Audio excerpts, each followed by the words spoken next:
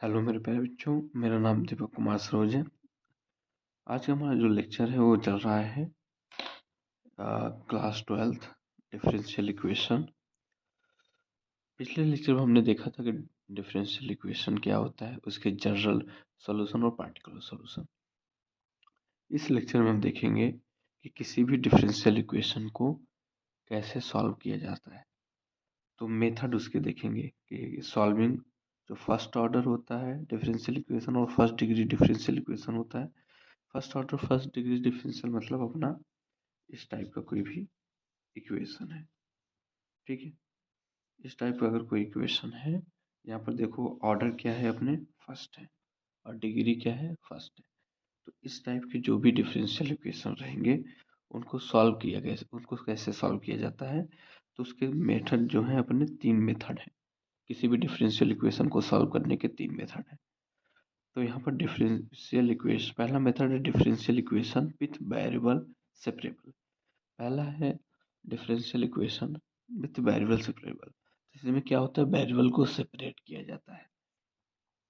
दूसरा है homogeneous differential equation, ठीक है। इसमें होमोजेनियस मेथड से डिफरेंशियल इक्वेशन को चेक किया जाता है, फिर उसको सॉल्व किया जाता है। थर्ड पॉइंट है linear differential equation. Linear differential equation की मेथड से डिफरेंशियल इक्वेशन को सॉल्व किया जाता है।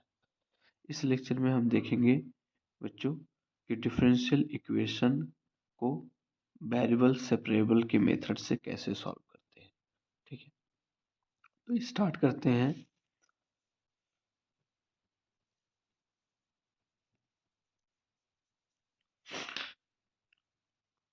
पहला method differential equation with variable separable.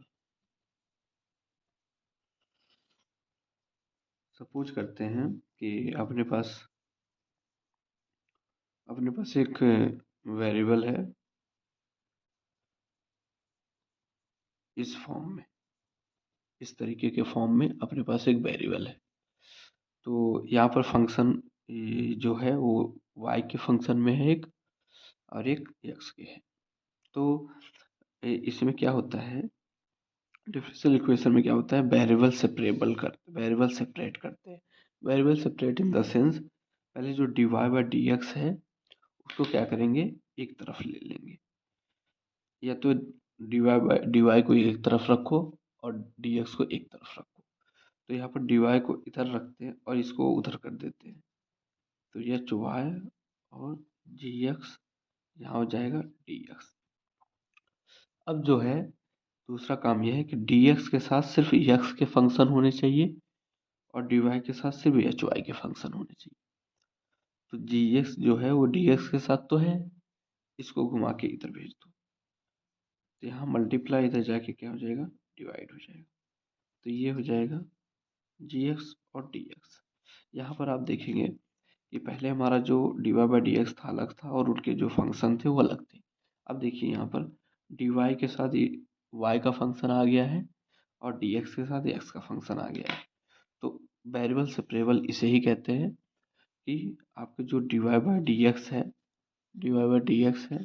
y के साथ y का फंक्शन आ जाए एक तरफ और dx के साथ dx का फंक्शन एक तरफ आ जाए। यहाँ देखेंगे तो आपके साथ y के साथ dy के साथ y का फंक्शन आ गया और dx के साथ x का फंक्शन आ गया। तो अब इसके बाद हमारा जो स्टेप है वो ये है कि इसको इंटीग्रेट कर दो। इंटीग्रेटिंग ऑन बोथ साइड, दोनों तरफ इंटीग्रेट कर दो। तो ये ऐसा हो जाएगा, ये ऐसा हो जाएगा, ठीक है। इस तरीके से इसको इंटीग्रेट करना है।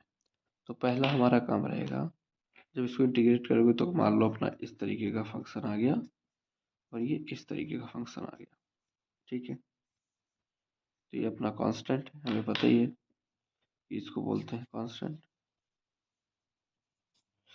तो हमारा पहला काम एक बार फिर से रिकॉल कर लेते हैं अपना कोई फंक्शन दिया हुआ है तो वेरिएबल सेपरेबल, अगर वेरिएबल सेपरेबल के मेथड से उसको सॉल्व कर रहे हो तो जो मान लो y वाले जो टर्म रहेंगे, y वाले जो फंक्शंस रहेंगे उसको dy के पास रखना है। ठीक है, पहला काम क्या रहेगा, dy और dx को अलग कर दो। ठीक है, फिर जो फंक्शन dy वाले रहेंगे तो उनको dy के y की तरफ भेज दो, जो y वाले फंक्शन रहेंगे उनको dy के पास भेज दो, जो dx वाले फंक्शन रहेंगे उनको dx वाले फंक्शन जो x रहेंगे उनको x वाले जो फंक्शन रहेंगे उनको dx के पास भेज दो। फिर उसके बाद क्या कर दो, इनको इंटीग्रेट कर दो। फिर जो आएगा आपका वो डिफरेंशियल सॉल्यूशन हो जाएगा, डिफरेंशियल इक्वेशन हो जाएगा सॉल्वेबल। ठीक है, तो ये मेथड हमें यूज करना है। अभी हम एक दो एग्जांपल करेंगे तो आपको समझ में आ जाएगा कंसेप्ट क्या है। तो एग्जांपल सॉल्व करते हैं। हमारा जो पहला क्वेश्चन है, dy dx 1 plus Y square और 1 प्लस एक्स स्क्वायर है। ठीक है, इस क्वेश्चन को हमें सॉल्व करना है। ठीक है, किससे, by by variable separable method से। ठीक है, तो इसमें क्या करते हैं, पहले dy और dx को एक तरफ कर देते हैं। तो dy इधर ले लिया और dx को उधर कर दिया। यहाँ डिवाइड का काम है तो उधर जाके मल्टीप्लाई हो जाएगा।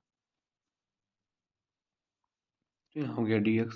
ठीक है, अब देखेंगे यहाँ पर जरा, तो जो 1 प्लस एक्स स्क्वायर है वो x का फंक्शन है, लेकिन 1 प्लस वाई स्क्वायर है वो y का फंक्शन है। तो 1 प्लस वाई को यहाँ से उठा के उधर भेज दो। इधर क्या कर रहा है, इसके साथ मल्टीप्लाई कर रहा है तो इसको उठा के उधर भेजो। तो यहाँ 1/y² डिवाइड हो जाएगा और यहाँ हो जाएगा 1 प्लस एक्स स्क्वायर dx हो गया।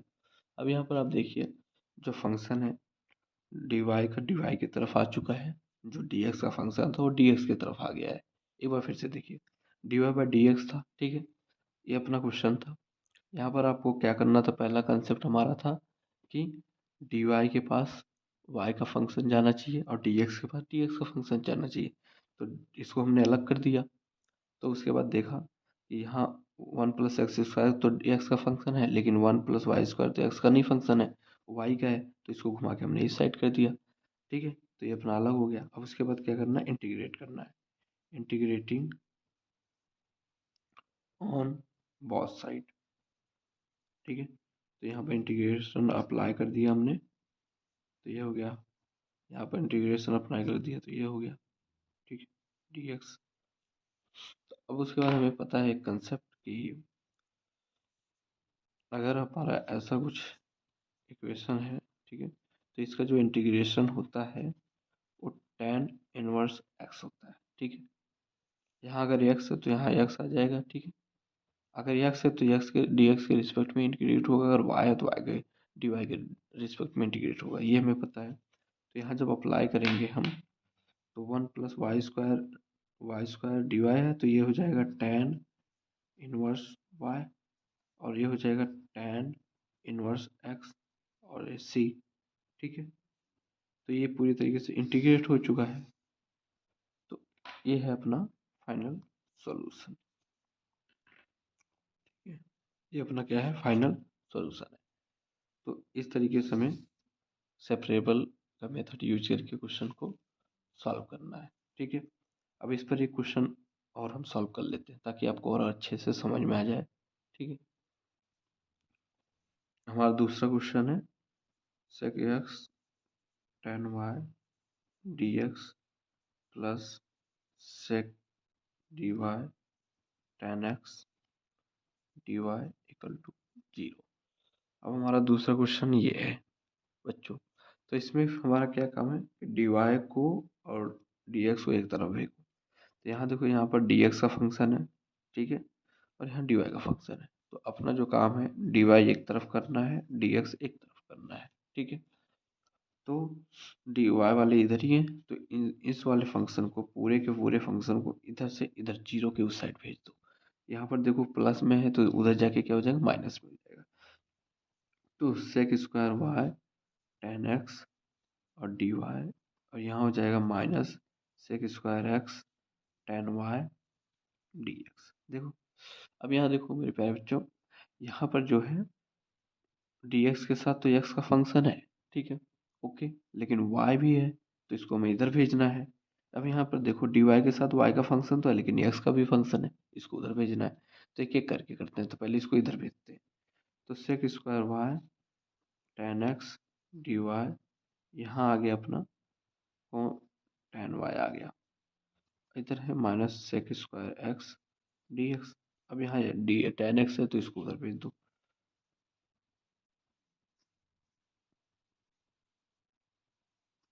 ये मल्टीप्लाई उधर जाके क्या हो जाएगा, डिवाइड हो जाएगा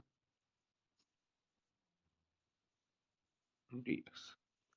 अभी देखेंगे ये पूरी तरीके से अलग हो चुका है। डी वाई के पास डी वाई का फंक्शन आ गया, डी एक्स के बाद डी एक्स का फंक्शन एक्स का फंक्शन आ गया। तो उसके बाद फिर से इंटीग्रेट कर देते हैं, इंटीग्रेटिंग ऑन बोथ साइड, ठीक है। तो ये sec Y tan Y D Y इधर हो गया minus sec square X tan X D X, ठीक है। तो इसको सॉल्व करते हैं। यहाँ पर देखो अपना साइड में क्या कर लेते हैं, यहाँ पर साइड में टेन वाई को मान लेते हैं टी, ठीक है। तो इसको डिफ्रेंशिएट जब करेंगे, क्योंकि टेन वाई का डिफ्रेंशिएशन सेक स्क्वायर होता है, तो डिफ्रेंशिएट करते हैं इसको एक्स के रिस्पेक्ट टी के रिस्पेक्ट में, differentiate with respect to T. तो जब इसको डिफ्रेंशिएट करेंगे तो ये सेक स्क्वायर वाई हो जाएगा और D Y by D T हो जाएगा, और ये वन हो जाएगा। तो ये हो जाएगा sec square Y D Y D T. तो वाई की वैल्यू यहाँ डी वाई की वैल्यू आएगी वन अपॉन में sec square Y D T, ये आ गया, ठीक है, सेक स्क्वायर डी टी। अब यहाँ पर देखिए वही काम हम इधर भी कर लेते हैं इस वाले के लिए। अब टेन एक्स को मान लेते हैं पी, ठीक है, आप कुछ भी मान सकते हैं, ठीक है। तो पी मानते हैं, फिर इसको डिफ्रेंशिएट करते हैं विथ रिस्पेक्ट टू पी। तो ये हो जाएगा sec square X D X by D P, ये हो जाएगा वन। तो जो डी एक्स की वैल्यू आएगी वो डी पी में वन अपॉन में सेक स्क्वायर एक्स आएगा, ठीक है। तो यहाँ डी एक्स के जहाँ पे हम वन अपॉन में sec square X D T रख देंगे, यहाँ पर डी वाई के पास में one upon sec square D T रख देंगे। तो यहाँ रखते हैं sec square D Y, tan Y को हमने क्या माना है, टी माना है।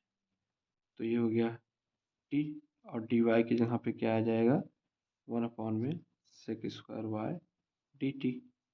अब यहाँ पर देखिए सेक स्क्वायर एक्स और टेन एक्स के जहाँ हमने माना है पी, और डी एक्स के यहाँ पे क्या आएगा, वन अपॉन में सेक स्क्वायर एक्स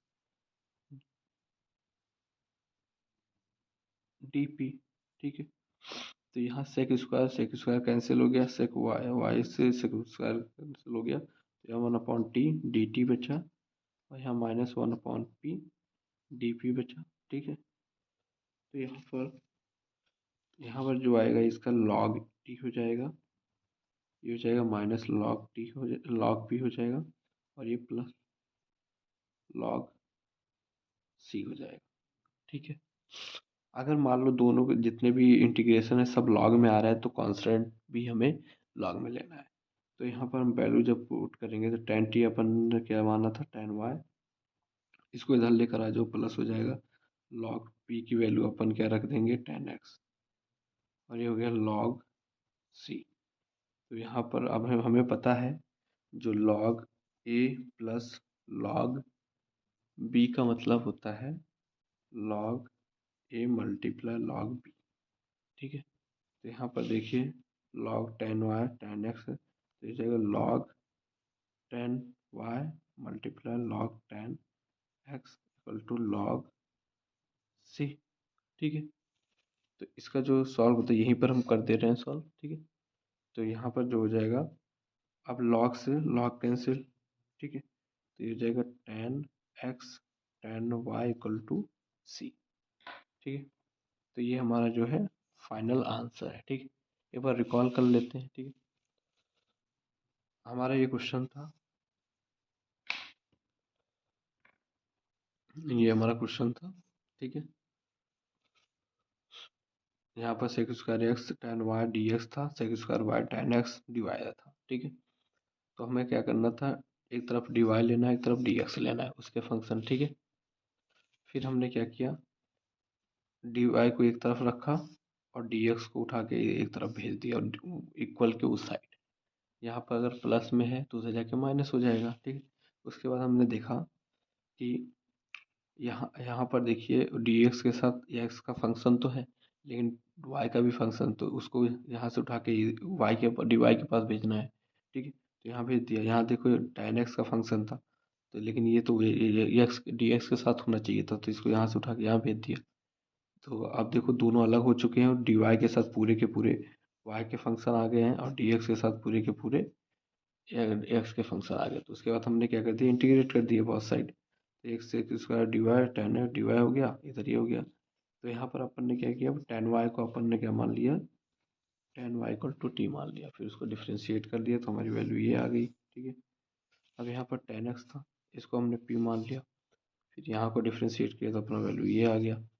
तो यहाँ पर हमने डी वाई की जगह 1/sec² डी वाई रख दिया dt, और tan y को अपन ने t माना था, तो sec² से sec² कैंसिल, 1/t dt हो गया। यहाँ पर भी हुआ तो 1/p हो गया। 1/t का अगर कोई भी फंक्शन है, ठीक है, और उसका इंटीग्रेशन ऐसा हो रहा है, तो ये होता है log x, ठीक है। log x हो जाता है ये। तो यहाँ पर 1/t का अपने log t कर दिया, और 1/p का अपने log p कर दिया। अगर ये भी log में है, ये भी log है, तो कांस्टेंट भी अपना क्या होगा, log में ही आएगा, ठीक है। तो उसके बाद हमें पता है कि अगर log a है और log b है, तो उसका होता है जो log a multiply log b होता है, log का फार्मूला है। तो हमने इस जगह पे वही अप्लाई किया, log tan y है प्लस log tan x है, तो log tan y multiply tan x हो जाएगा। तो यहाँ log c, अब log इधर भी है, log इधर भी है, तो log कैंसिल हो गया, तो अपना आ गया tan x equal to tan y, ठीक है। आई होप मेरे प्यारे बच्चों आपको ये समझ में आया हो अच्छे से। आप अपनी एक्सरसाइज से 1-2 क्वेश्चन करिएगा, ताकि ये कंसेप्ट आपको पूरी तरीके से समझ में आ जाए। Thank you.